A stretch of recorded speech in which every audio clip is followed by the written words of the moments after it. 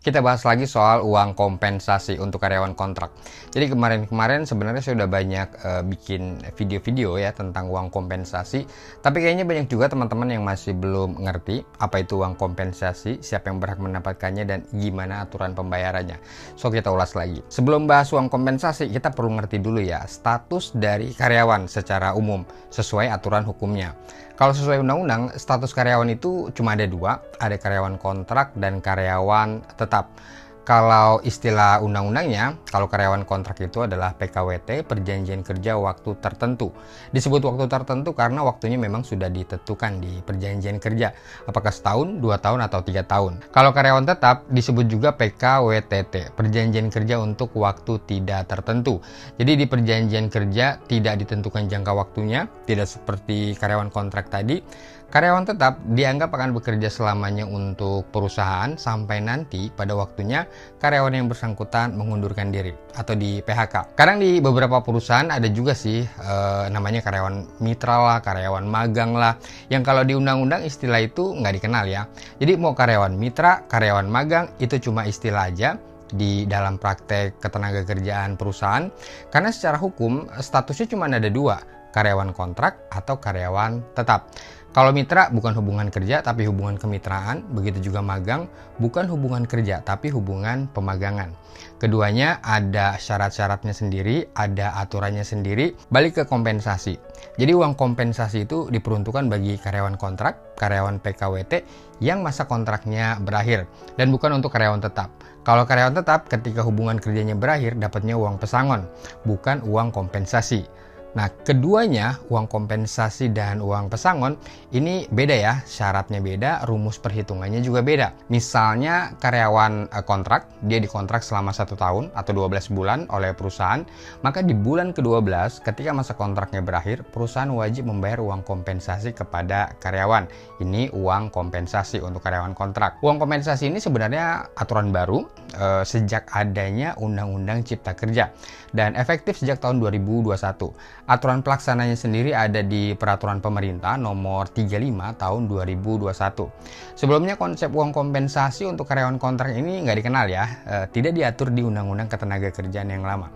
Jadi dulu kalau masa kontrak karyawan berakhir, ya sudah berakhir begitu aja. Nah, sejak berlakunya PP Nomor 35 Tahun 2021, ketika masa kontrak karyawan berakhir, maka perusahaan wajib membayar uang kompensasi kepada karyawannya. Untuk bisa mendapatkan uang kompensasi, syaratnya selain statusnya harus karyawan kontrak, masa kerjanya juga minimal 1 bulan.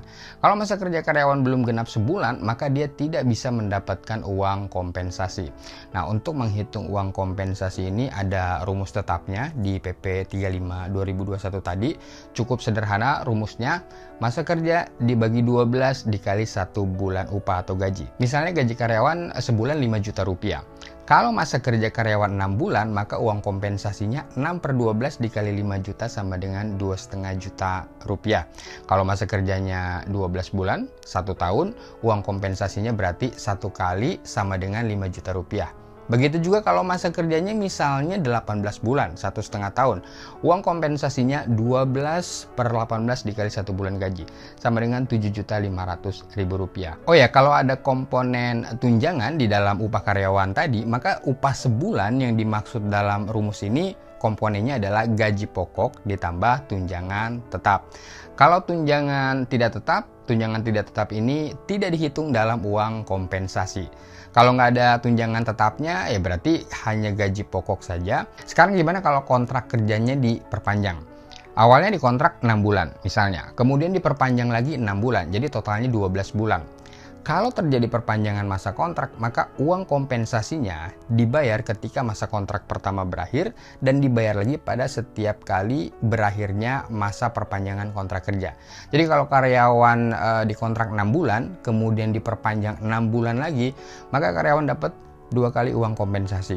Ketika kontrak pertama berakhir di bulan ke-6 dan ketika perpanjangan kontraknya berakhir di bulan ke-12. Kalau misalnya diperpanjang lagi 6 bulan berikutnya, maka di akhir perpanjangan yang kedua ini karyawan dapat lagi uang kompensasi, dan begitu seterusnya. Setiap selesai masa kontrak atau perpanjangannya, karyawan dapat uang kompensasi.